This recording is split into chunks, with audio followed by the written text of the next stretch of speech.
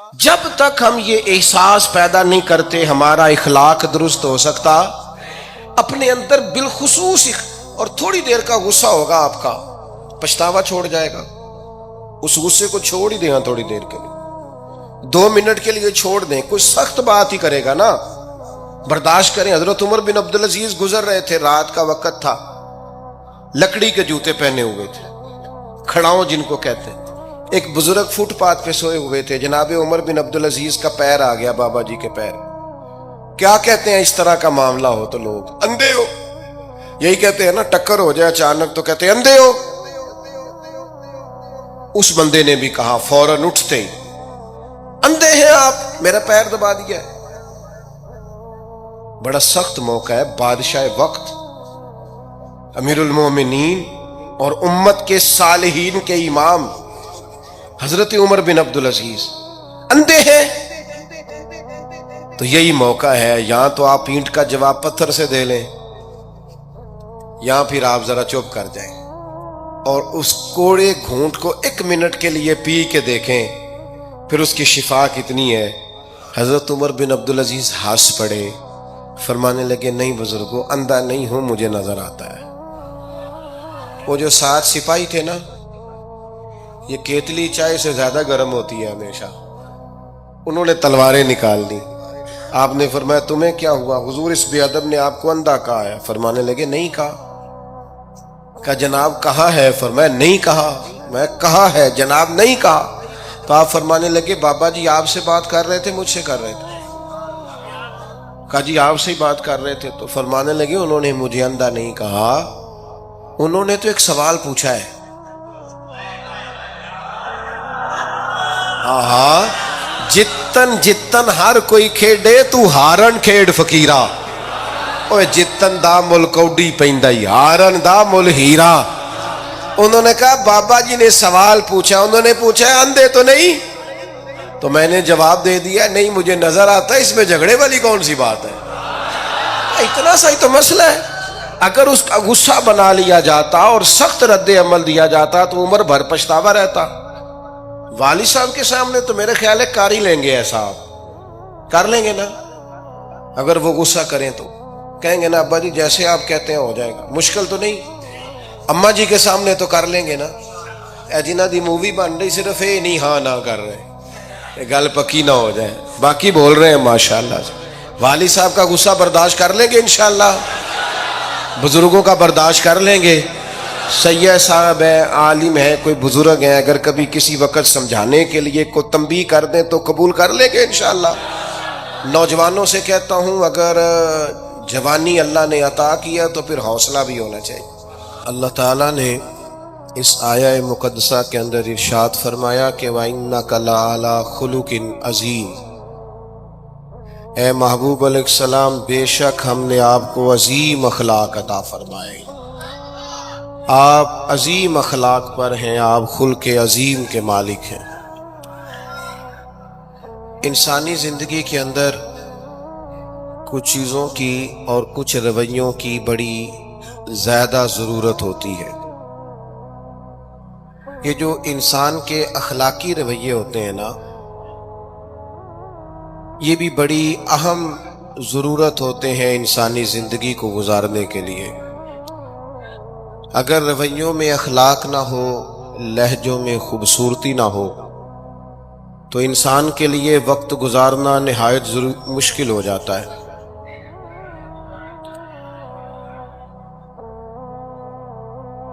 اللہ تعالیٰ آپ کو جزائے خیر دے. میں نا دوستوں سے کہتا رہتا ہوں کہ کسی کھلی جگہ پہ احباب کے لیے بندوبست کیا جائے تاکہ لوگ تکلیف کا شکار نہ ہوں. پیار سے آ جاتے ہیں کئی ساری جگہوں پہ، بلکہ شاید ساری جگہوں پہ اب یہی مسئلہ بنتا ہے جگہ کا، لیکن اس وقت احباب بعض اوقات توجہ نہیں کرتے، پھر مشکل بڑھ جاتی ہے. اب تو جیسے ہے ویسے ہی رہے گا. بھئی آپ بولیں تو نانا، آپ اتنا شور کریں گے تو میں بات کیسے کروں گا؟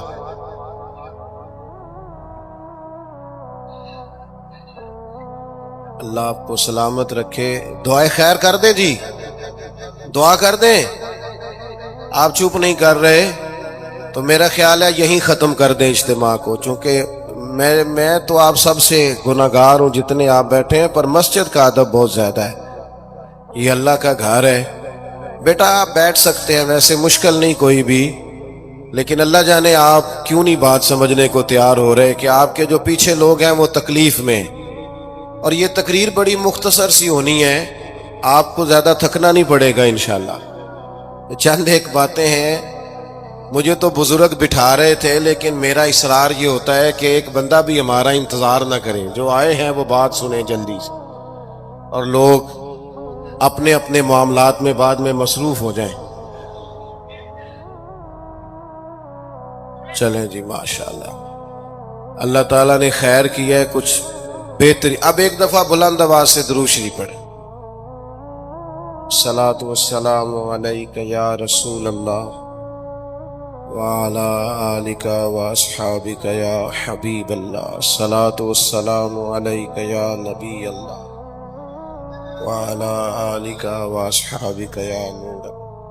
عزیز دوستو، میں یہ عرض کر رہا تھا کہ اللہ تعالیٰ نے نبی پاک علیہ السلام کے اخلاق کی تعریف کی ہے. ہمارے زمانے میں یہ رویہ ہو گیا ہے کہ اگر اخلاق کی، کردار کی کوئی بھی بات کی جاتی ہے تو لوگ سمجھتے ہیں شاید یہ ایک بیٹا آپ دو لوگ رہ گئے ہیں، یا تو آپ بیٹھ جائیں، پیچھے آپ کے سب اشارے دے رہے ہیں، آپ مہربانی کریں نا یار. میں نے تو کبھی اتنا ٹائم ہی نہیں لگایا جلسہ سیدھا کرنے. ہاں تو بڑی مشکل ہو گئی. اللہ آپ کو برکت دے. آپ تو بڑے پیارے لوگ ہیں، آئے سارے پیار سے ہیں، پر وہ پیار میں جیتنا چاہ رہے ہیں ایک دوسرے سے. حالانکہ پیار میں جو مزہ ہارنے کا ہے نا. جتن جتن تے ہر کوئی کھیڈے تو ہارن کھیڈ فقیرا، جتن دا مل کوڈی پیندائی ہارن دا مل ہیرا. اس میں تو قربانی دینی چاہیے، ایک دوسرے پر اظہار کرنا چاہیے، کہنا چاہیے یار آپ بیٹھ جائیں میں ذرا پیچھے چلا جاتا ہوں. یہ تو دینی ماحول ہے، اس میں تو اظہار کی ضرورت. بہرحال دام برسر مطلب ہمارے ہاں لوگ سمجھتے ہیں کہ اخلاق کی بات کی جائے تو شاید یہ بڑا عام سا سادہ سا کوئی عنوان ہے. حالانکہ یاد رکھیے گا نبی پاک علیہ السلام نے فرمایا ہے میں مکارم اخلاق کی تکمیل کرنے کے لیے دنیا میں آیا ہوں. فرمایا میں اخلاق کو تو مکمل کرنے آیا ہوں.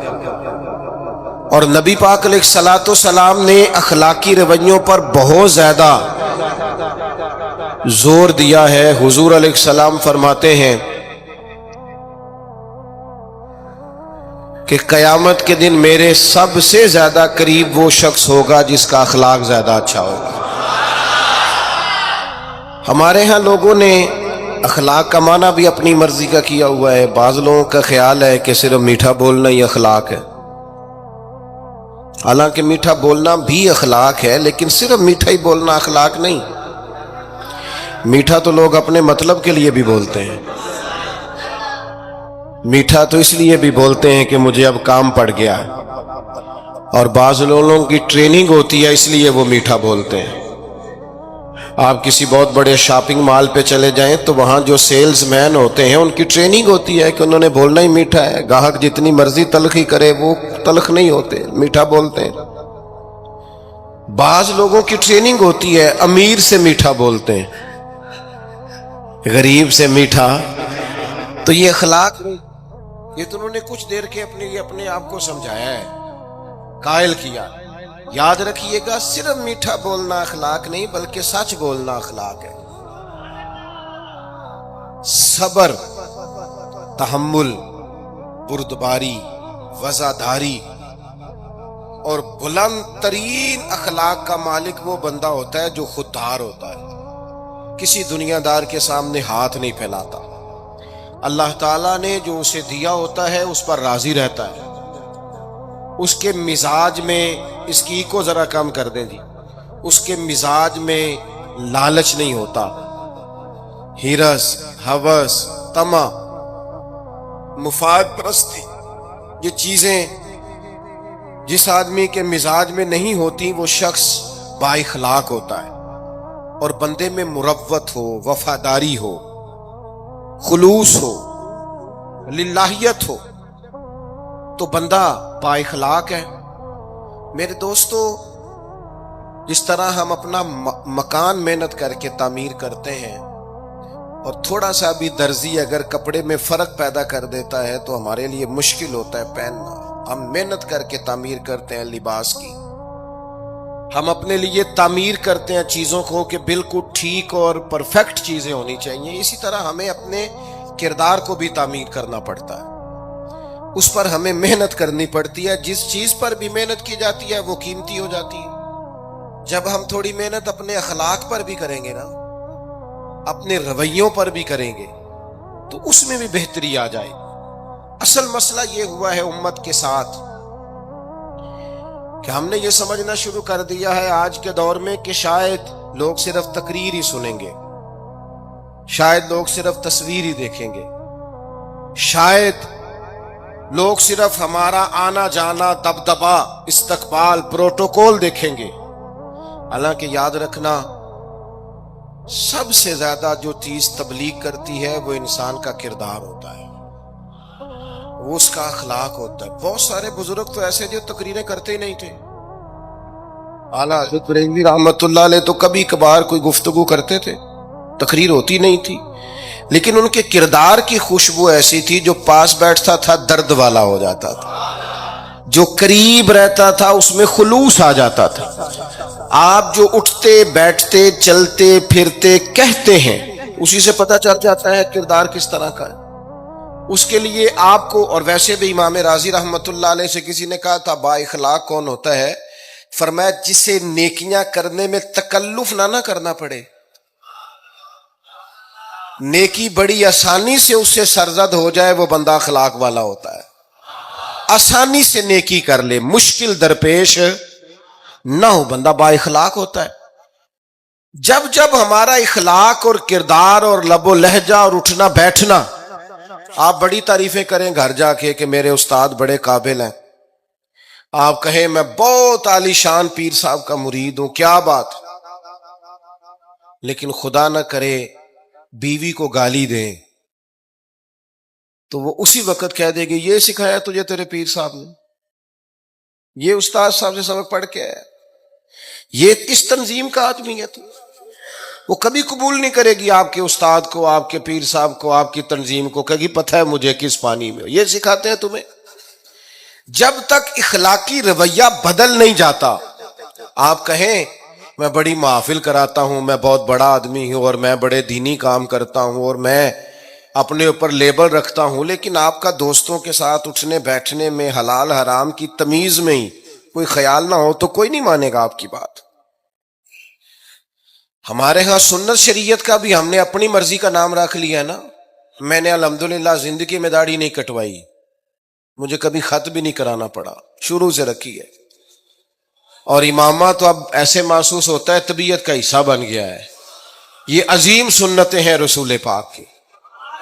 میری طرح کے ایسے لوگ بھی پہن لیں جو بالکل خوبصورت نہیں ہوتے تو داڑھی پگڑی سے وہ بھی کبھی کبھی اچھے لگنے لگ جاتے ہیں، لیکن صرف داڑھی اور پگڑی حضور کی سنت نہیں.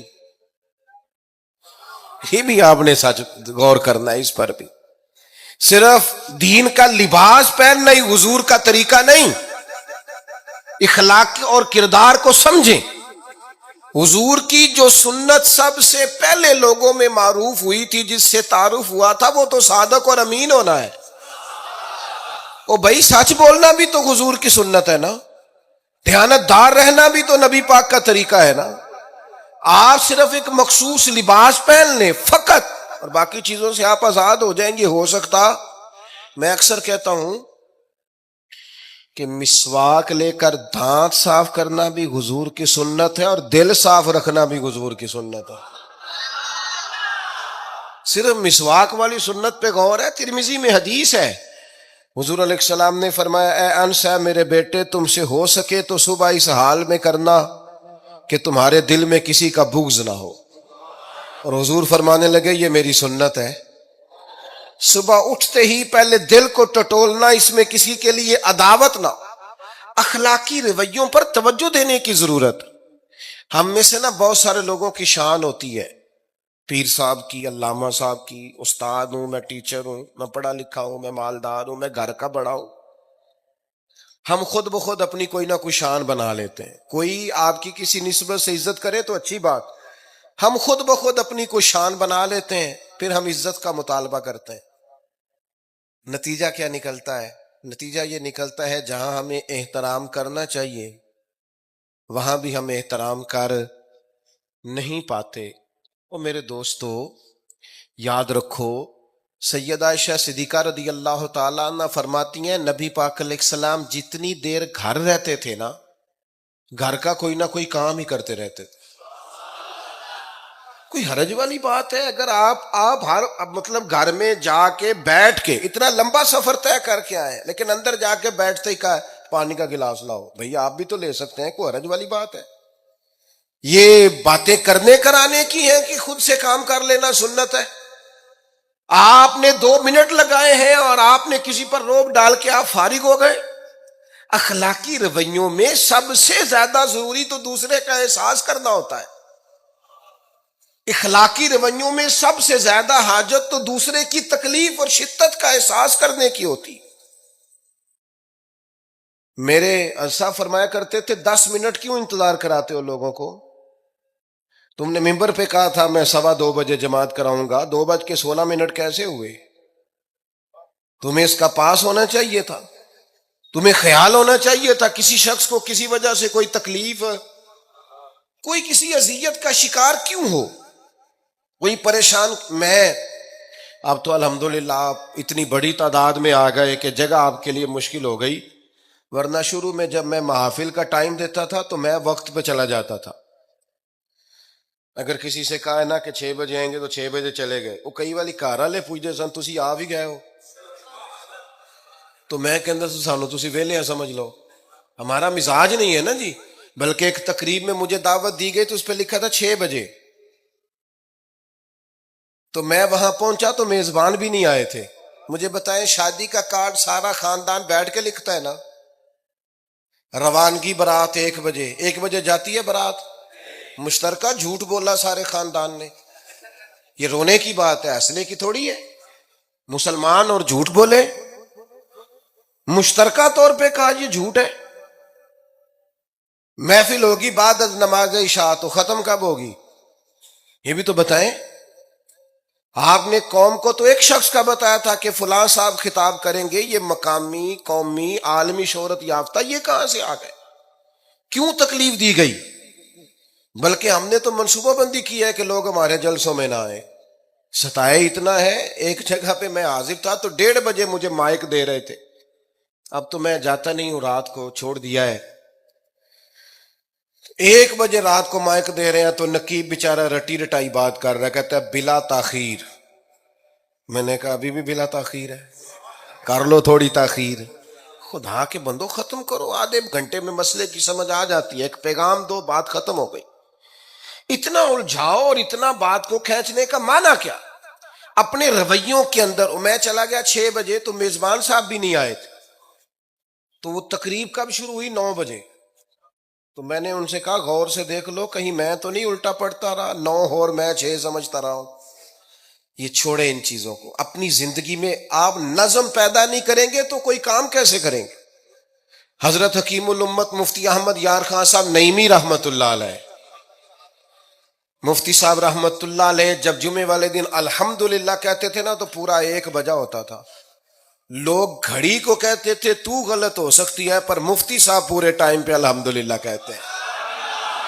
بلکہ ان کے بارے میں معروف ہے کہ وہاں ایک ذمہ دار تھا، بھینسوں کا دودھ دھوتے ہیں نا دیہاتی لوگ، تو عصر کی اذان سے 5 منٹ پہلے مفتی صاحب مسجد تشریف لے جاتے. یہ اخلاق ہے، یہ آپ کا رویہ ہے، یہ آپ کا انداز ہے. عصر کی اذان سے 5 منٹ پہلے جاتے تھے، جا کے وضو بنانا پڑے تو سنت ادا کر کے بر وقت نماز میں شامل ہو جائیں. تو مفتی صاحب گزر جاتے تو وہ ذمہ دار اپنے بیٹے سے کہتا کہ اب آپ نا بچے کو چھوڑیں بھینس کے نیچے تاکہ ہم بھینسوں کا دودھ دھوئیں. تو ایک دن وہ بیٹا کہنے لگا ابا جی ابھی تو یہ سورج کھڑا ہے، عصر کا ٹائم کہاں ہوا ہے؟ تو کہنے لگا تو چھڑ دے کٹا، مفتی صاحب لانگ گئے نہیں، ٹائم ہو گیا ہے. یہ ہمارے بزرگوں نے ہمیں رویے سکھائے. آپ نظم والے ہوں، اخلاق والے ہوں، سچائی والے ہوں، دیانت داری والے ہوں، دوسروں کا خیال رکھیں، کسی کو تکلیف نہ ہو ہماری وجہ سے۔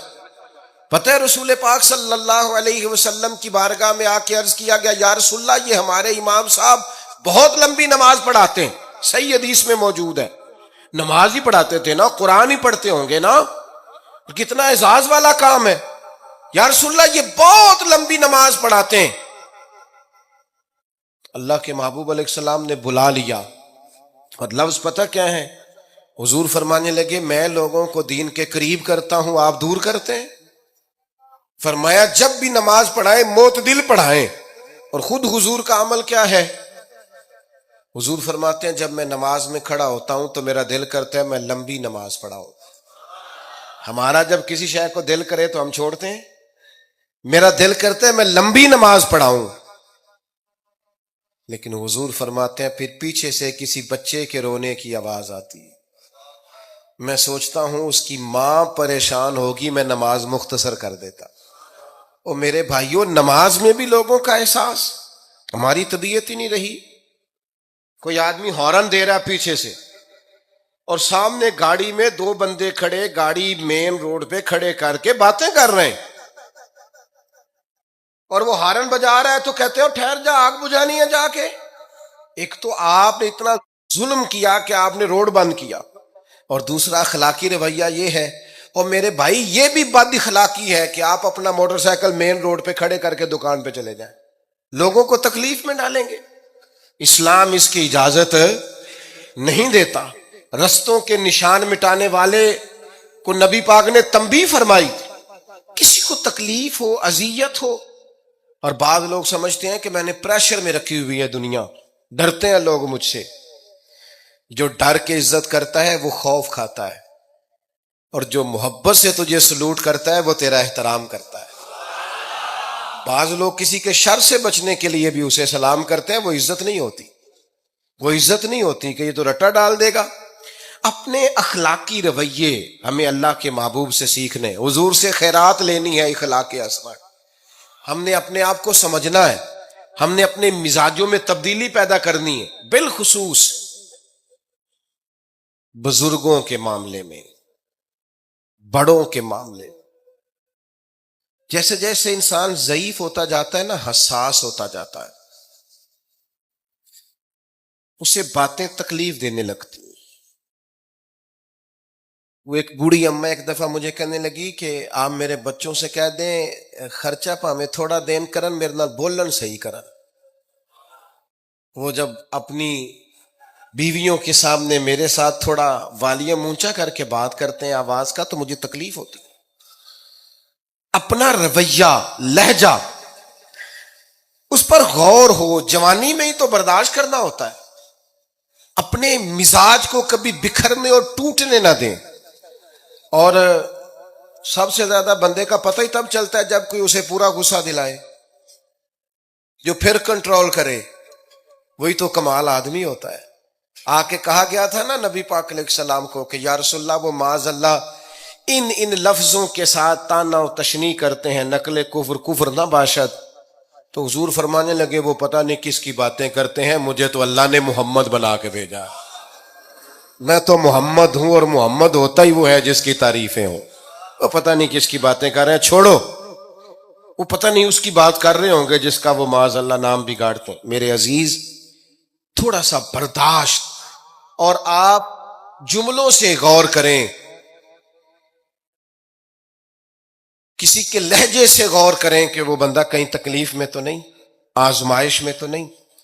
میں پہلے ہی مختصر تقریر کرنا چاہ رہا تھا، اب آپ لوگوں نے اور مختصر کرا دیا مجھ سے، تو میں بس بات کو سمیٹنے لگا ہوں، آپ غور فرمائیں گے۔ ایک دن نبی پاک علیہ السلام نے سید عائشہ صدیقہ رضی اللہ تعالیٰ عنہ سے فرمایا،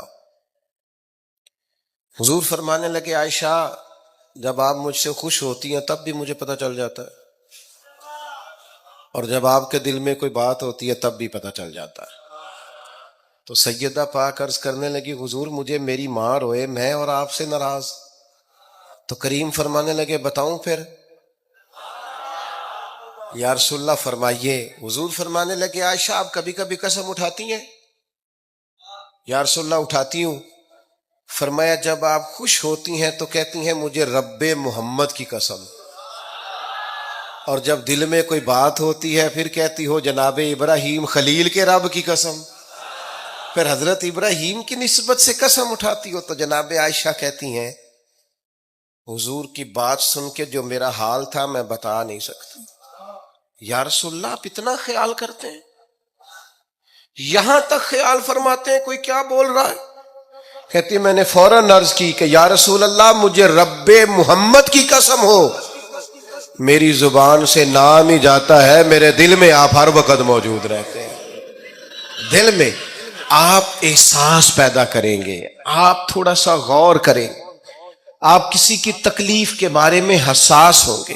میرے بھائی پتہ کیا ہوتا ہے،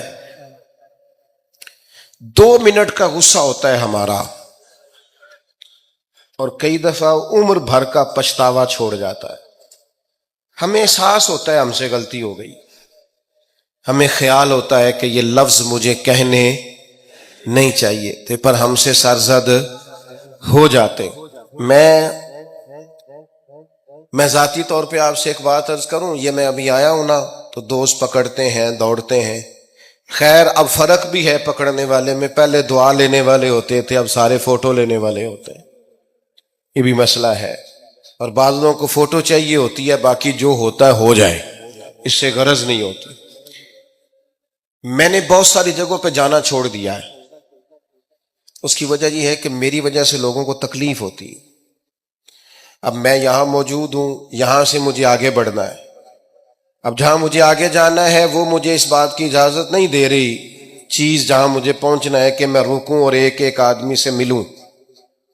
جہاں ہمیں کہیں اور جانا ہوتا ہے وہ یہ تو پوچھتے ہی نہیں کہ آپ نکلے ہیں کہ نہیں نکلے، وہ تو کہتے ہیں کتنے پہنچے ہو. اب اتنی گنجائش نہیں ہوتی، لوگ آ رہے ہوتے ہیں. میں داتا صاحب رحمت اللہ علیہ چلا گیا حاضری دینے کے لیے، اس قدر دوڑ دھوپ ہوئی، لوگ اس طرح بھاگے. ظاہر ہے کچھ قرآن مجید پڑھ رہے ہوں گے، کچھ عبادت کر رہے ہوں گے. کئی دنوں تک میری طبیعت پہ بوجھ بنا رہا کہ تیری وجہ سے لوگوں کو تکلیف. بہت ساری جگہوں پہ نہیں جاتا، سائیڈ پہ ہو جاتا ہوں. کیوں؟ تکلیف ہوتی ہے لوگوں کو، پریشانی ہوتی ہے. ہمارا یہ تو مزاج ہے نہیں الا ماشاء اللہ کہ ہم کسی معاملے میں حالات کی نزاکت کو بھی سمجھیں، لیکن وہ چیزیں بوجھ بن جاتی بعض اوقات. اور یہ بوجھ ہمیں لینا چاہیے. ایک ہے کہ ہم لذت کشید کریں کہ دیکھا لوگ کیسے بھاگ رہے ہیں، اوہ کیا بات ہے. یہ نفس کے لیے تسکین ہے پر تھوڑی دیر کی. اخلاقی رویہ یہ نہیں ہے. اخلاقی رویہ یہ، میں نے ان دوستوں سے بھی کہا کہ یار کو پیچھے سے اہتمام ہو جائے، لوگوں کو تکلیف ہوتی ہے. بعض بزرگ اپنا آپ سمیٹ بھی نہیں پاتے بیچارے اور اذیت میں آ جاتے ہیں.